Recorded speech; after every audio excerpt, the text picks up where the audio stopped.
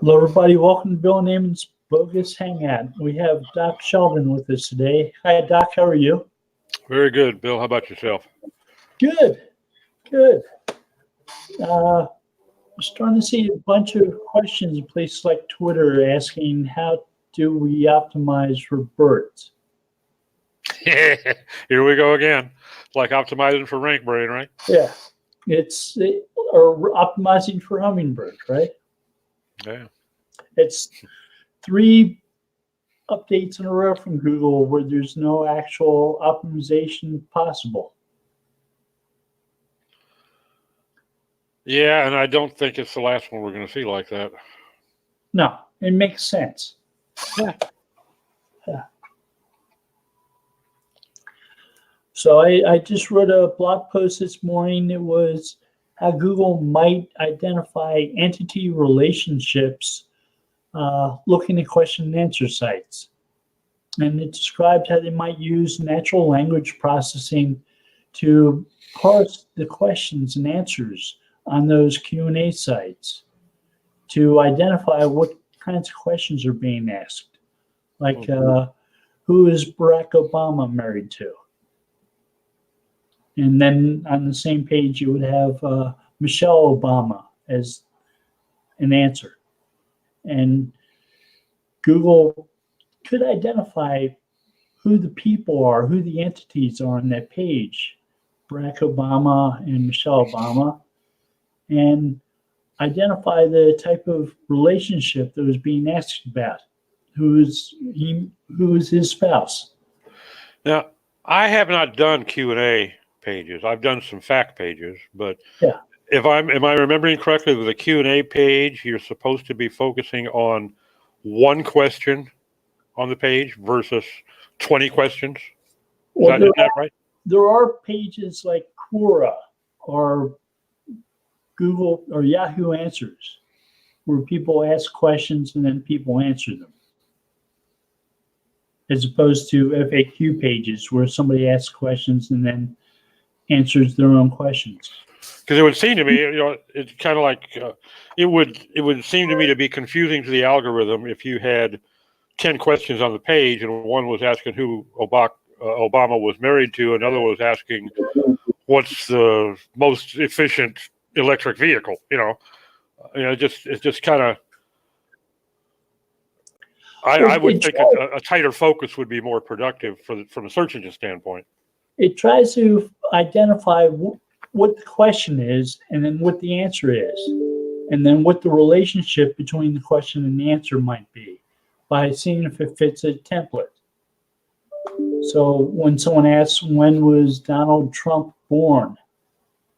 They have a template already for when certain people may have been born.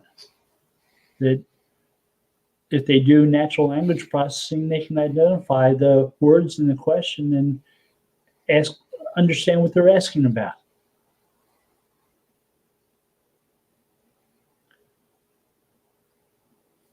So it's a matter of taking one type of site, and it wasn't so much focusing upon the schema Q&A type markup.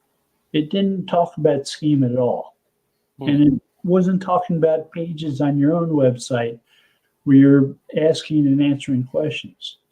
It was more focusing upon sites that do that on a regular basis, like a Quora. Well, I suppose even perhaps questions and answers in the comments of a blog post could possibly fall into that, no? Or in a forum. Or on a forum, yeah. Yeah. There's a lot of people ask questions in forums. Yeah, unfortunately, a lot of people answer them too, and many of them are way out in left field. But I've seen some health websites where the questions and the answers really verge more towards fiction than fact. That's true. Hey, Terry, how are you? You're muted.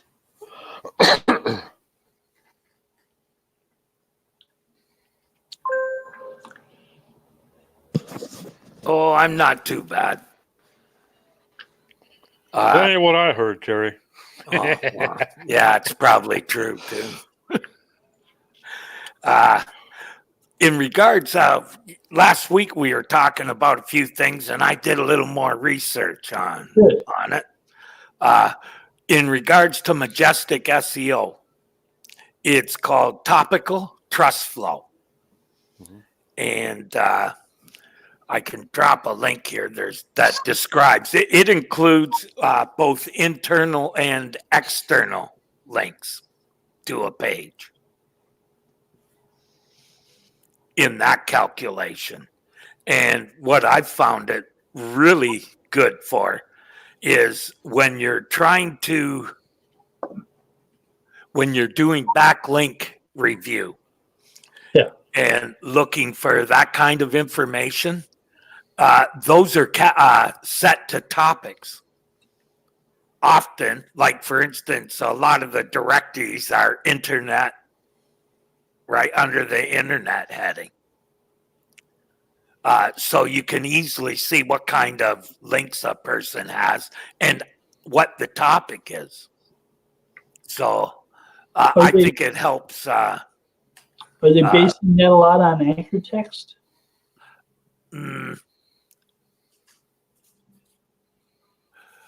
Yeah, probably. Don't know for sure, but let me see. I grabbed a link that talked about it.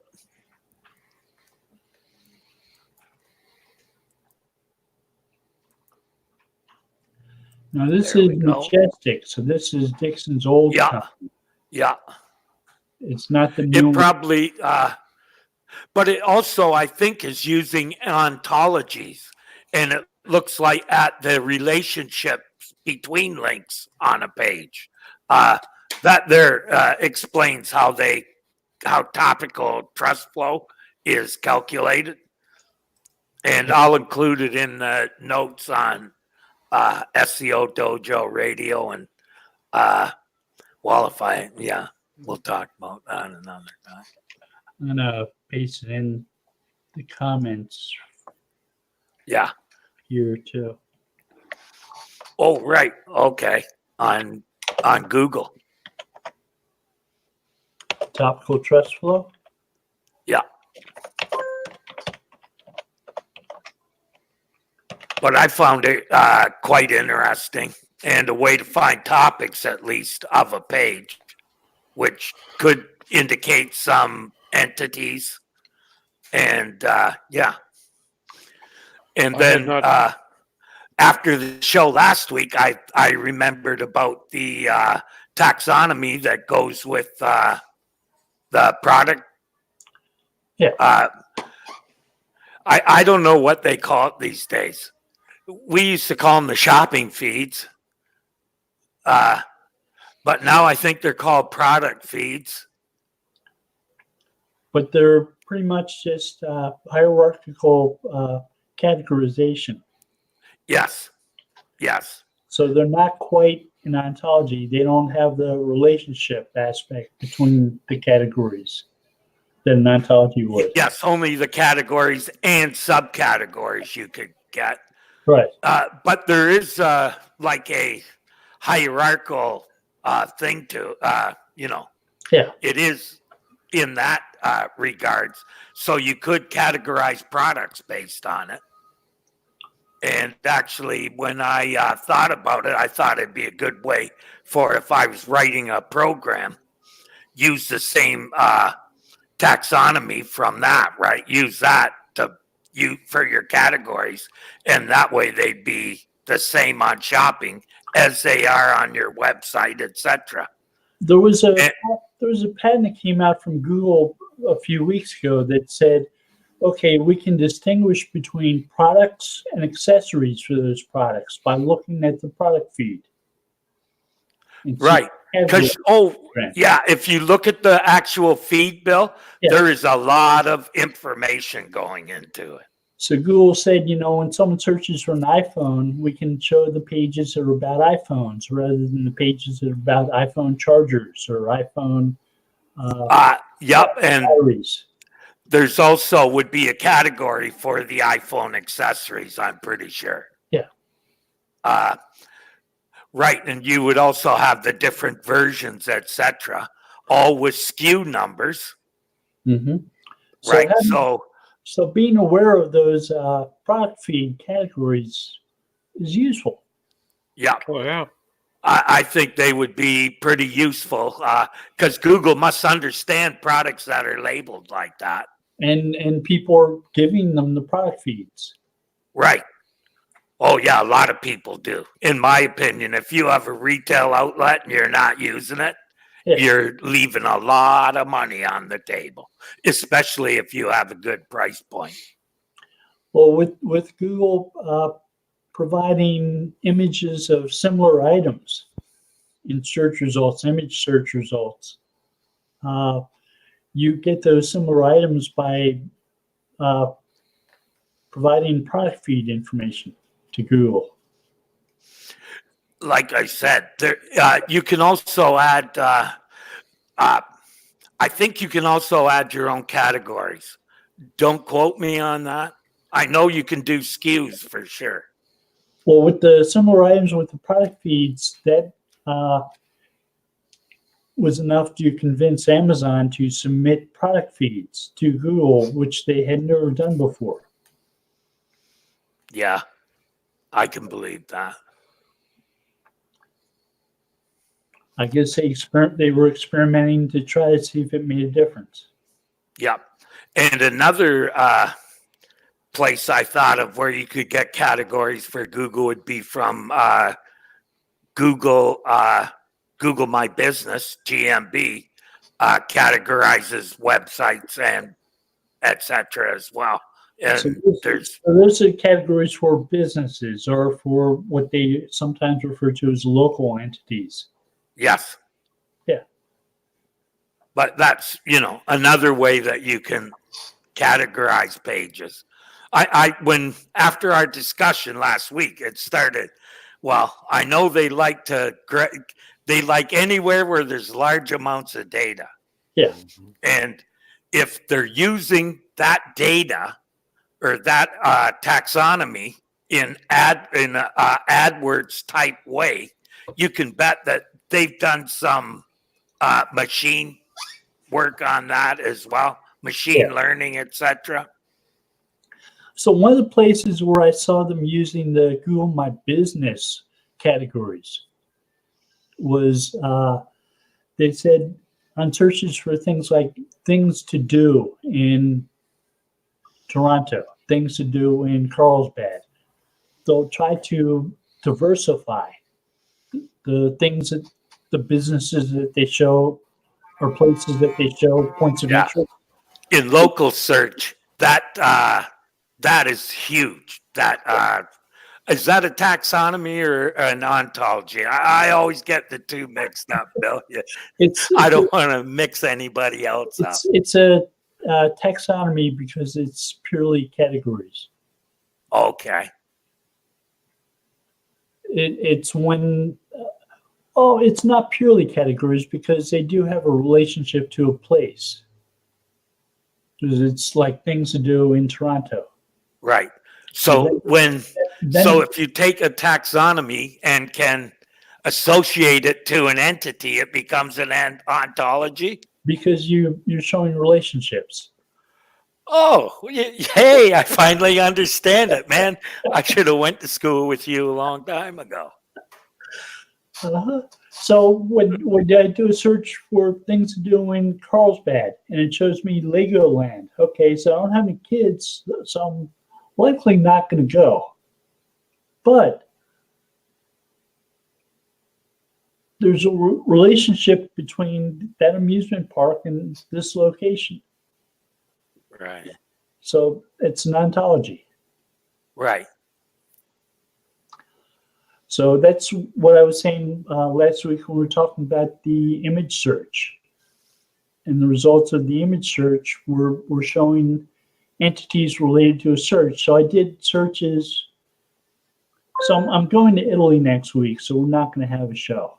I'm not going to be able to broadcast because I'm going to be giving a presentation on keywords around this time. in Italy. Oh. Well, not exactly this time, but I'm going to be talking about different ways to do keyword research. And image search was one of the ways, because I want to talk about how you can identify entities that may be related to the keywords that you're searching for. Right. So I think that's maybe not available on a lot of keyword tools. I don't think anywhere. Yeah. Yeah, I don't recall ever seeing it on any of the keyword research tools. Mm-hmm. I mean, when you look out there right now, right? Yeah. There isn't actually a real keyword tool. All there is something that tells you, this is how many searches were done on that keyword. That's all that's really out there. And all you can really do with that is prioritize the importance of that keyword. How you optimize or actually use it, there are no tools to really guide you. Yeah. Well, none whatsoever. let's hope we can change that. Well, we'll see. If people in Italy start getting really creative with their keyword research, who knows? I've already started on a few things. Using some stuff on using word vector stuff partly, and then you know, can't tell too much yet.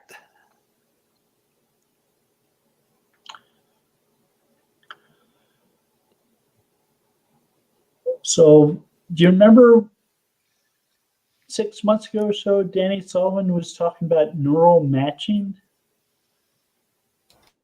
Yep. What was that again? He was talking Neural about matching. neural matching. Oh, interesting. Yeah. He was talking about how words might, the way words used in a page might give you some sense of the intent behind the usage of that word. Yeah, especially since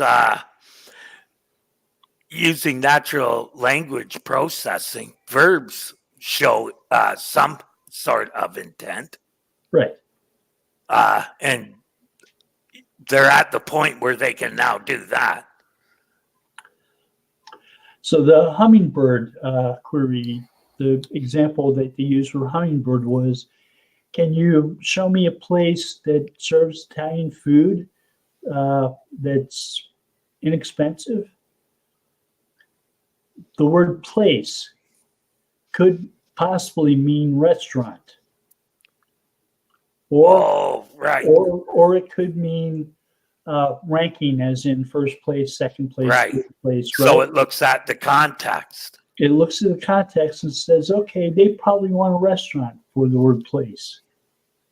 Yeah.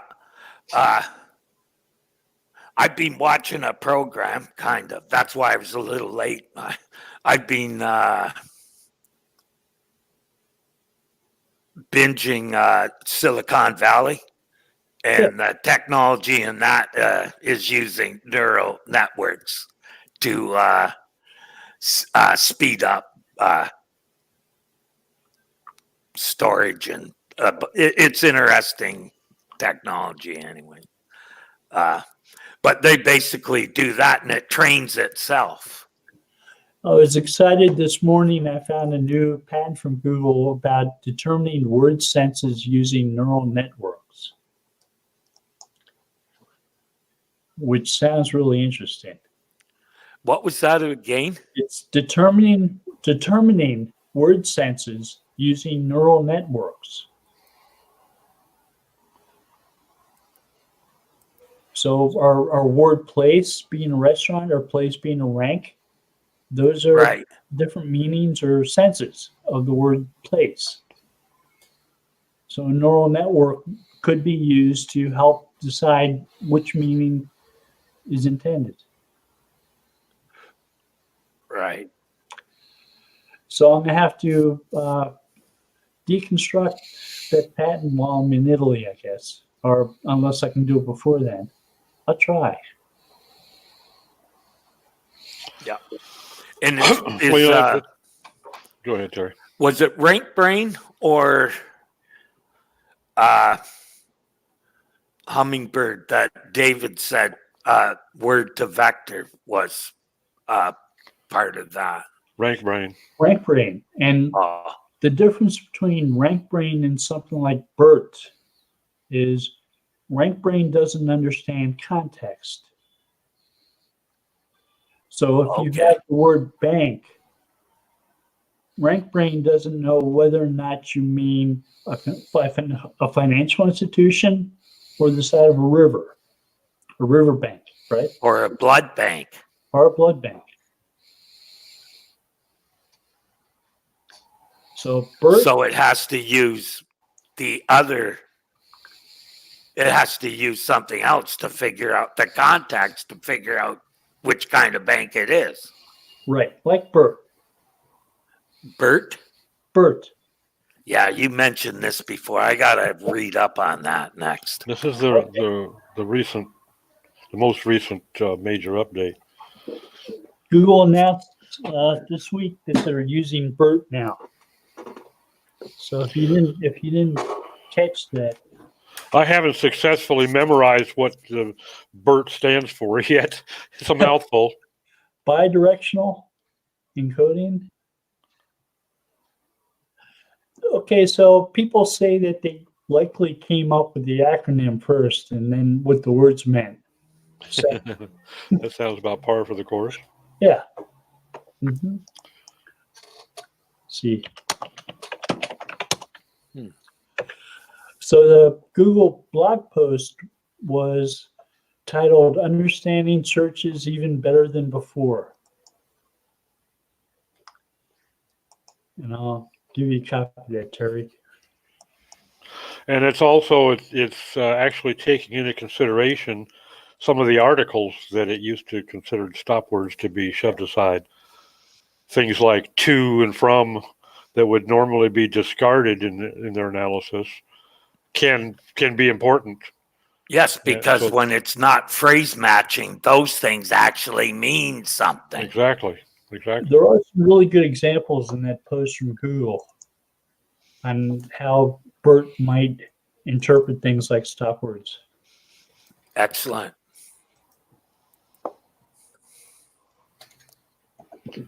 My afternoon reading. Yeah. It's not a long one, but it's worth reading.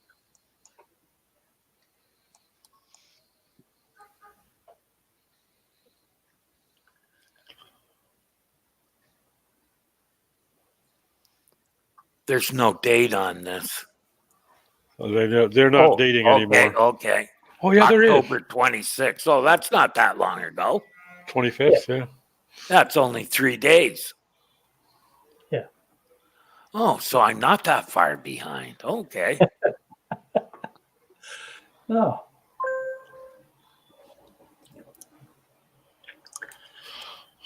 So they only announce a new update every 6 months or so? No, I guess Rank Brain's a lot older than that, isn't it? Yeah, Rank Brain's been over a year at least. Yeah, well over. And Hummingbird has probably been three and a half, maybe. Now, when Danny Sullivan announced neural matching, he did that about 6 months ago. It's hard to tell whether or not how related neural matching is to BERT.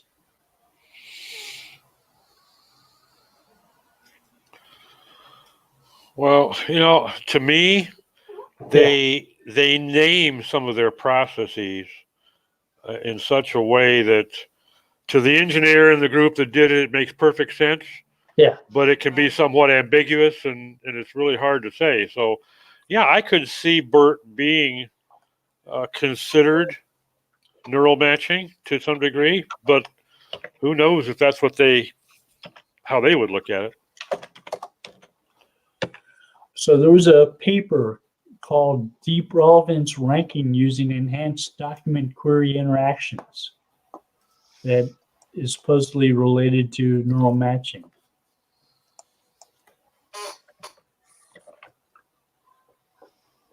I'll share that with you too, so this way you have a full afternoon reading.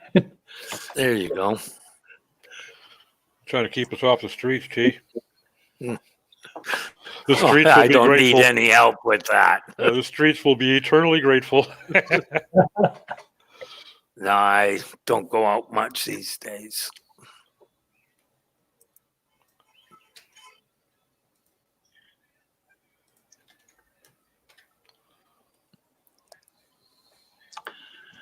Yeah, I was looking at that one, trying to see if it made any sense in the context of BERT. To some degree, it does.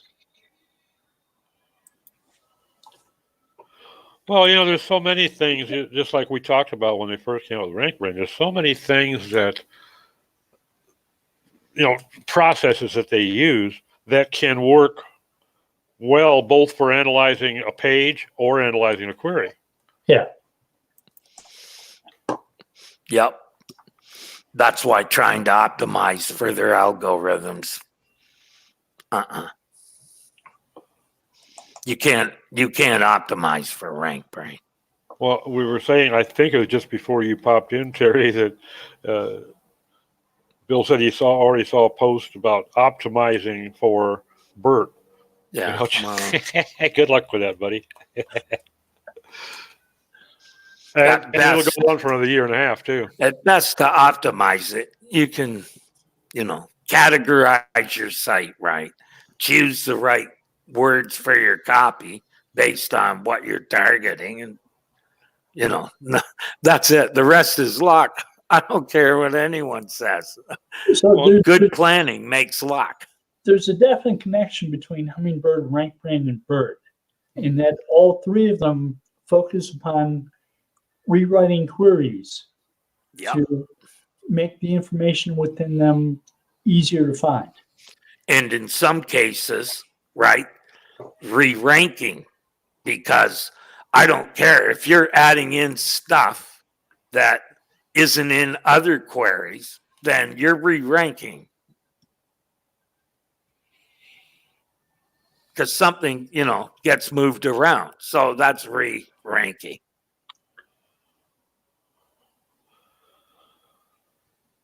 Well, to me, ranking anymore is such a momentary thing. Yeah. For a particular query, one page might be number one at this moment in time, and 3 minutes from now, or 10 miles from here, or from a different individual, it'll be on page 3, and a different page will rank for it, depending upon so many liquid factors.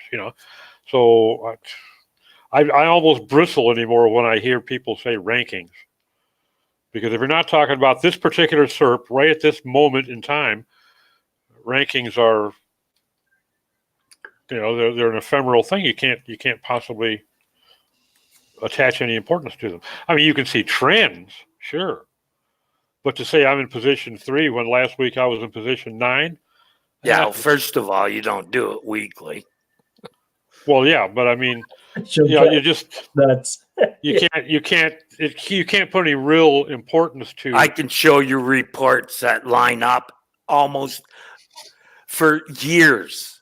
Okay, I can show them to you, Doc, because I searched on the same day, every month, same day, exact same day. Had to be the 28th so that I could make sure that I had February covered.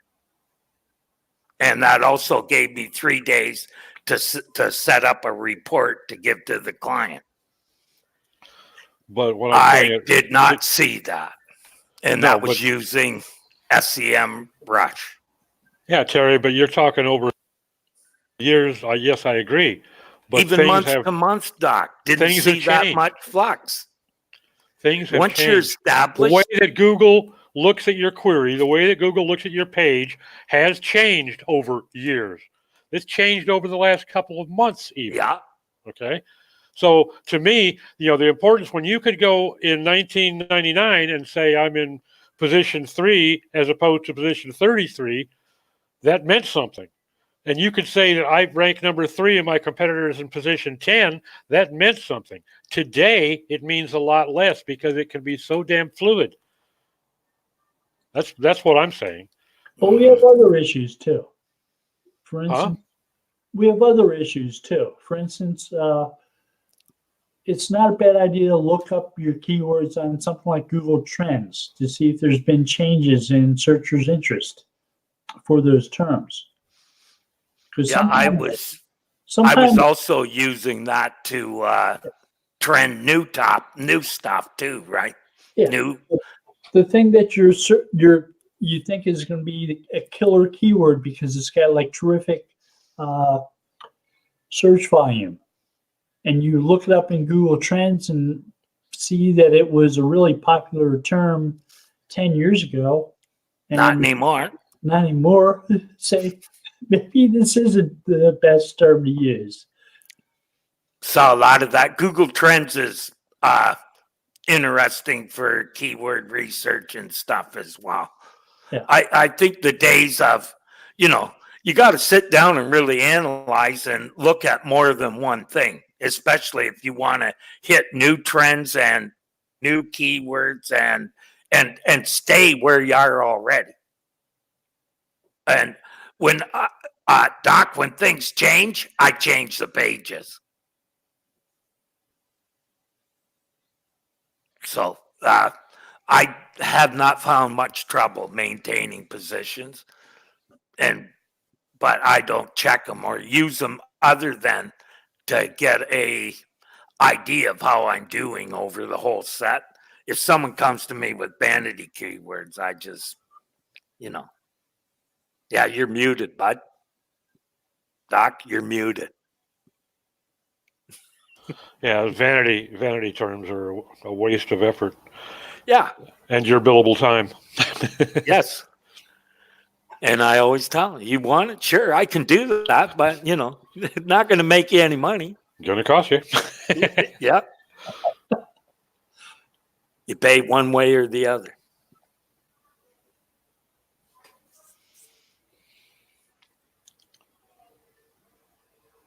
And there are people who do want to rank really well for terms in the way research is for. Got to look at the conversion. Everybody always, I'd say everybody, a lot of people always seem to forget that, don't they? If it ain't making you money, why are you spending your effort on it, Yeah. Yeah. Google doesn't buy anything. And I doubt it's in their business plan to start. Yeah. If somebody offers to help you rank all your keywords number 1, you gotta be careful which keywords they're ranking. They're never the good ones. If part of the effort is identifying keywords that actually get conversions, it's half the battle. Yep. Yes. And it's sometimes the most how, difficult. PPC can help with that. Oh, because sure. there Yeah, you're in page, total control of the message all the way down the conversion line, right? So you kind of get a better idea that way. But one of the limitations of PPC is you're mostly going to bid on transactional terms. You're not going to bid on informational terms. Yeah. Yeah, but if you do, they're the cheaper ones because they don't convert. So it depends what part of the cycle you're trying to get the client, right? Actually, those can be good terms because those are the people who are starting their search. So you'll be top of mind all the way through if your offerings are the right price and etc. Right, but people doing PPC don't want to have folks bid on informational because they don't get any clicks, and the client says, why are you bidding on these useless terms? Okay. So what you do is you tell them beforehand why you're doing it and how that helps. Communication makes all the difference in the world, doesn't it? Yes, especially with clients. What they don't like to see is a whole bunch of money, of their money, flushed down the toilet, Right. and No finding results. about afterwards that what you were doing it for, right? When they have the right to say no, they often like it. That's why I've always believed the client should totally understand what you're doing before you proceed on something like that. Yeah. You know, And that's like I've said true. before, That's they don't true. have to know how to do it, right? But you have to give them enough information to make decisions on stuff like that. And that's true with medicine and with law too. Yep. Not just SEO. And the thing I would add to that is it really is important to put it, to document that you told them that and how you told them that, because 3 months from now, they're not going to remember it, or they're not going to remember it the way you said it. I Sure. always say if they want to do something, will you send me an email requesting that, please? Because I'm telling you now, I'm going to email you back and say I'm not, get a thread of them showing that you have disagreed with it. Make references to the phone calls. I had a client a few years ago when I was still doing organic that I gave him my pitch, and I did it in an email, and I told him that, the technical stuff I was going to do, because he had a manual action. The technical stuff I was going to do was probably going to take anywhere from 2 to 6 weeks to get the manual lifted, depending. And you can never say. I said, 2 to 6 weeks is typical. Sometimes it happens in 3 or 4 days. And then I said, now on the organic side, which was in the same email, I said, don't even expect to see any significant changes for at least 3 to 4 months. And anything really meaningful for probably 6 or more. Well, yeah, I told people on Penguin, I'm not guaranteeing nothing. Oh, And I usually wasn't guaranteeing. I was simply saying don't expect it before then. No, but I'm saying, don't even come at me for a year. Like it's going to take at least a year.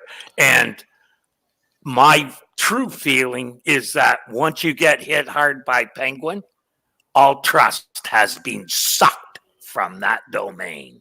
Never be trusted again. But the point I was making is that about 4 months later, almost 4 months later, he came at me and said, I've been really patient. And he was remembering that I had told him 2 to 6 weeks to see SEO results. He totally forgotten about the manual action by that time. And I said, no, let me find that email for you. I'll resend it. But if you look in your inbox, you'll find, and I said 4 to 6 months. No. You said 2 to 6 weeks. I remember it. And of course, he had egg on his face when I sent it to him. But, that's why it's so important to write shit down. Yeah. And especially when if they don't really understand it in depth, they're even less likely to remember it. Yeah. That's another reason I like doing meetings on Skype as well. Yeah. Because you can get the details after. Yeah. My Skype recorder is my best friend. I tell you, I got that on tape, and I'll be glad to mash that up and share it with you. You said this. No, I would never have said that. Well, I'll tell you what. Let me send you a fucking recording, buddy. Well, I do mainly text too, so it's all right there as well. Oh, right. I forgot. You can record your MP3 Skype recorder. Is that built right into Skype now, Doc? You used to have to put an app on it to do that. It's a separate thing, but you can download it and install it on your system, make it automatically. It's always in the background, and automatically, whether you call somebody or they call you on Skype, you can set it to automatically start recording. Right. Which is just as a total aside from a legality standpoint.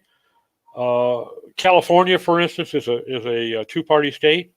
So if I call you on a phone or on Skype or whatever, we both have to be aware that it's recording. Yeah. California is in the middle of a major push on enforcement for that. There are many other states that are also two-party states. Yeah. Some of them say, one party, as long as one of you knows it's being recorded, it's okay. But California, and I think it's like 11 or 12 other states say, no, both parties must be aware before you can record. Oh, if you're And- recording people, you got to tell them here, no matter what. In Canada, yeah. Yeah. But I to me, that always seemed like the more reasonable thing.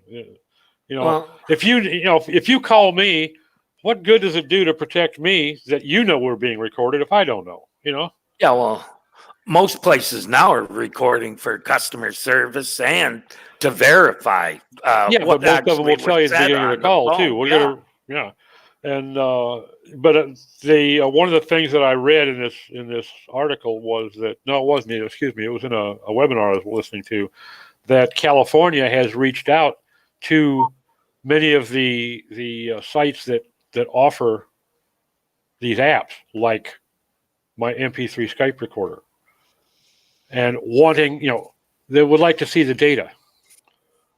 They're just starting to see who's going to resist giving it to them, I guess.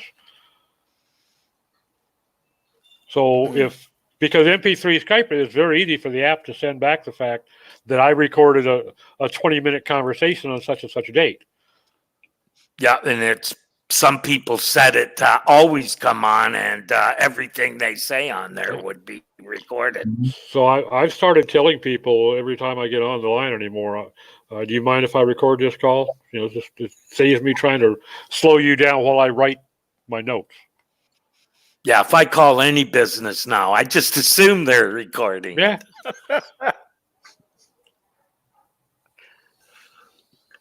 Just because doing business these days, huh?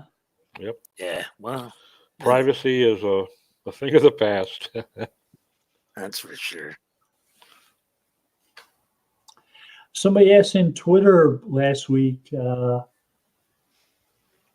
how enforceable are oral contracts in business? And it's like, Depends by the state, doesn't it?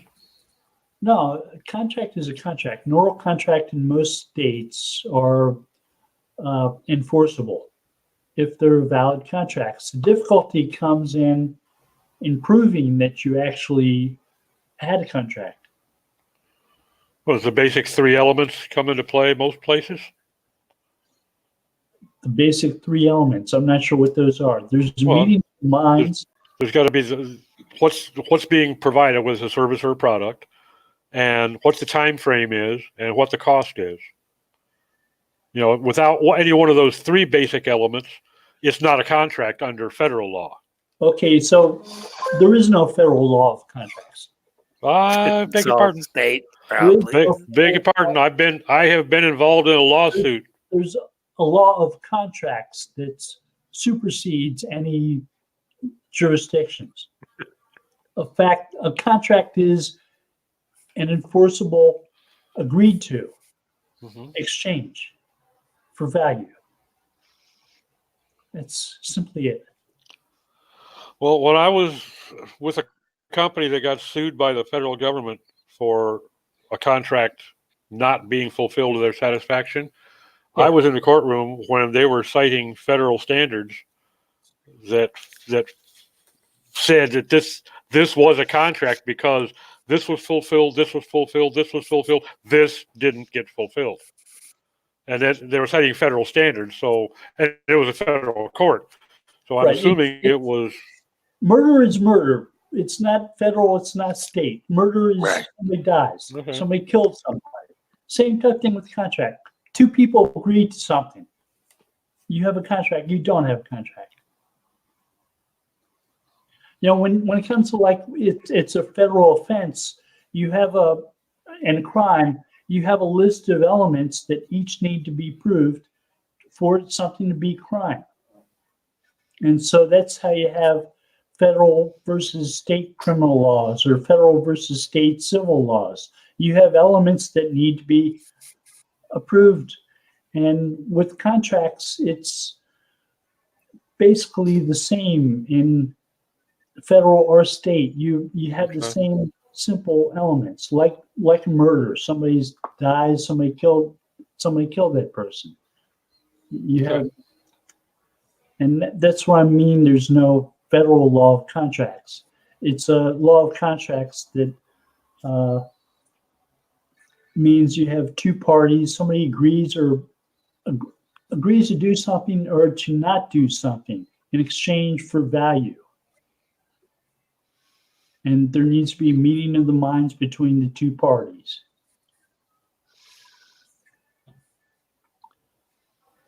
You would probably only have to name a time frame is if it was part of the contract, right?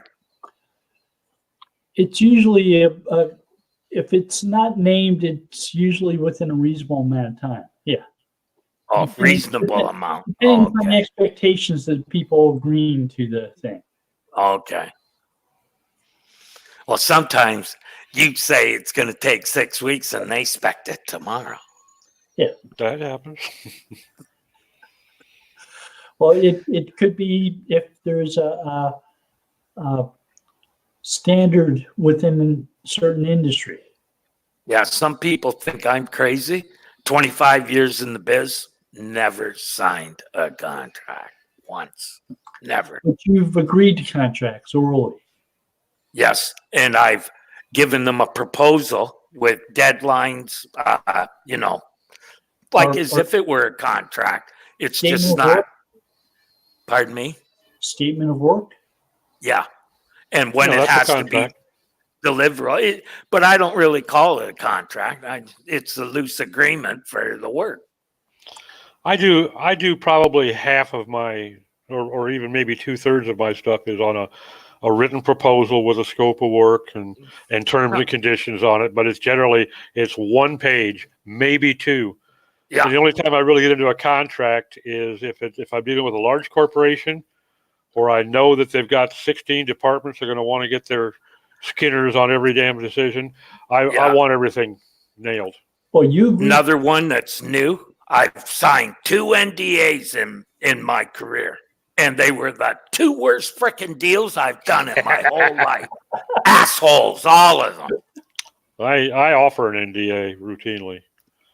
Only assholes. That's my so if you feeling. work into Google, the Googleplex, and you're touring the place, they have a machine that generates a 19-page long NDA for you. It's like This is in order to be allowed into the complex? it's to be allowed to tour the complex. Sure, yeah. It's like Fort Knox only has 4 pages. Of course, Fort Knox never had quite as much money as Google either.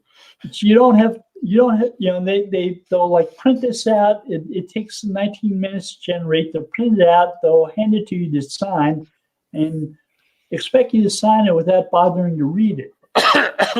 And that expectation is what pretty much makes it not really valid. Not enforceable. Yeah. And that's another part of the contract. It needs to be enforceable.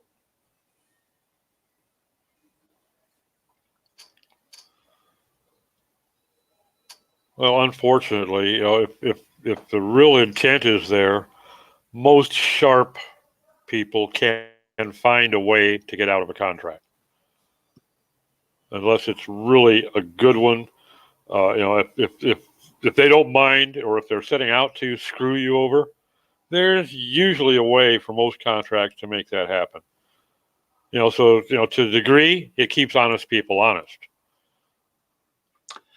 It's when people start pulling tricks with contracts, like writing on the reverse side in tiny print. And judges have referred to those as adhesion contracts, where they're unconscionable. They use the phrase unconscionable to enforce those on you.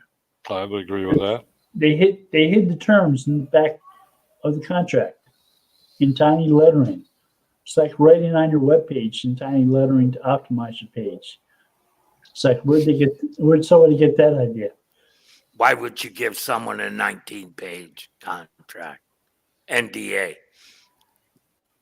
I don't know. I didn't To have time discourage them I coming to the I place. didn't have time to read it. Yeah. Just signed it, right? Yeah, Yeah. because I wanted to tour it. Yeah. I bet you 90% of the stuff to do with the internet that you're supposed to, check that you read it, never gets read. The EULAs, yeah. Yeah. All that stuff never gets. Now, how many pieces of software did you ever buy and install on your computer reading the EULA first? Never. Very few. I've probably read one or two in 20 years, but They start off with this software does not belong to you. You're only using it. Yeah. It's like Most of them, that's what they say. yeah. You get to use this. We own it still. Yeah, the $200 and some you paid for this thing. I bought a copy of one ULA that I did read. I remember now was my AutoCAD. That was a $3,600 program, and I got it for 33% off.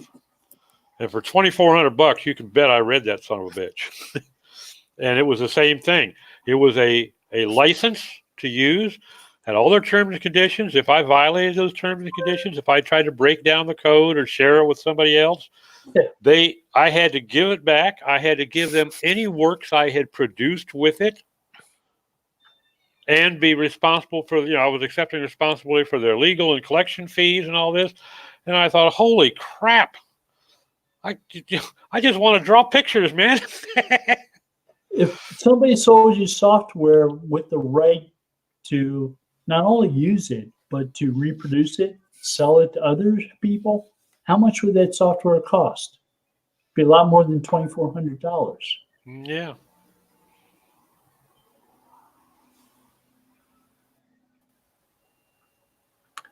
So that's why they're leasing us software.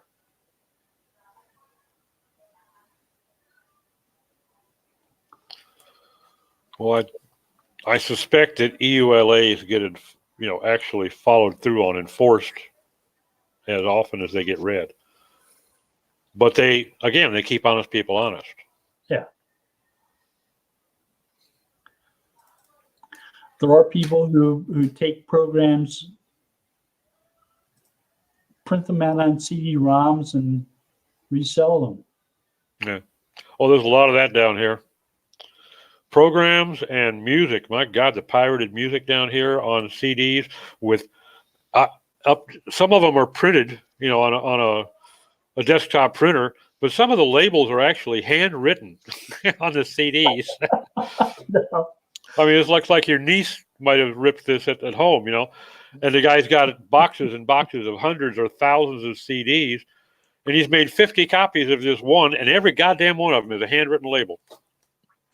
People bringing camcorders into movie theaters to film movies. Yeah. Using iPhones, phones now. Yeah. Yeah. Less conspicuous, right? Yeah, sitting back there with an old VHS recorder had to have been conspicuous. They kick you out pretty quick. Unless you're slipping $50 to the usher. Or you are the usher. That too. Well, I may or may not have accidentally watched some of those pirated movies at times. Yeah. And, it's neat when you see someone walk by the screen, eh? Every once in a while, that's a dead giveaway, right?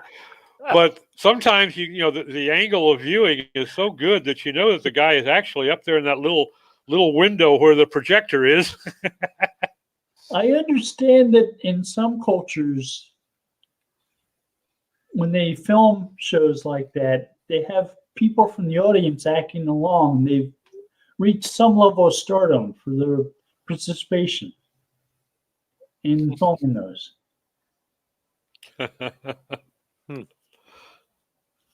Like the old silent movies with people playing the piano. Yeah. I'm not that old, Bill, but yeah, I've read about them. Yeah. Well, that's Terry. He'll remember him.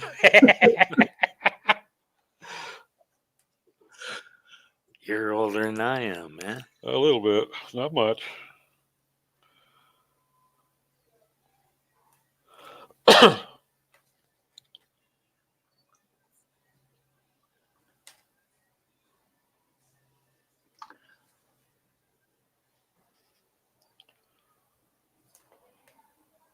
What else went on this week?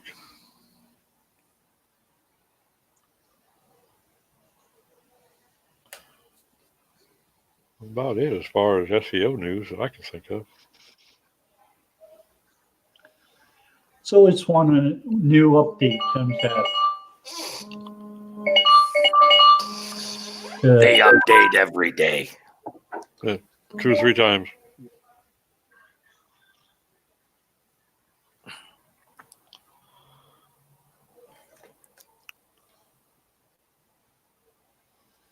What the hell is this?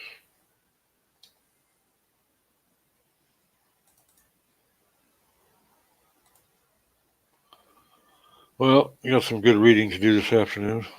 That'll keep me out of trouble for a little while. Yeah. I think we're pretty much over now. Pretty much. Good timing with the phone call. Right at the end, at least. Mm-hmm. So I'm going to be in Italy next week. So we're not going to have a show. Because the timing is just makes it impossible for me to even try it on my phone. Yeah, that'd probably be rough with bandwidth and stuff too. Actually, I'm not sure. I think maybe that would be the middle of the night. Italy, Yeah. you said? Yeah.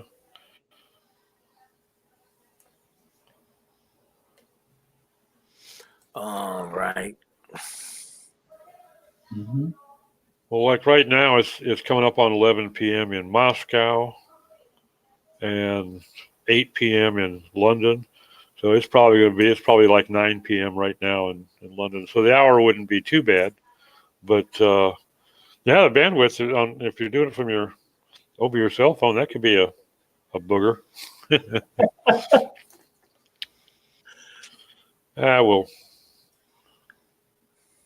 We'll just watch Facebook for some of your picks. How's that? Sounds good. All right.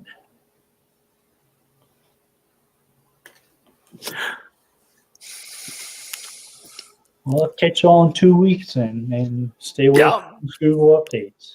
Yeah. Have a good one. Yeah. See y'all next week. What show are you going to? 2 weeks. I'm going to Milan SMXL. Okay. Is that Sante? Yeah. Yeah, he's a good guy, man. Say hello for me. Sharp cookie too, man. Yeah. Very sharp.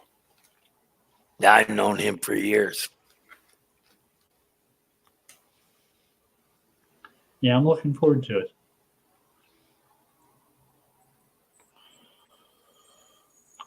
All right. Well, thank you all. Take care now.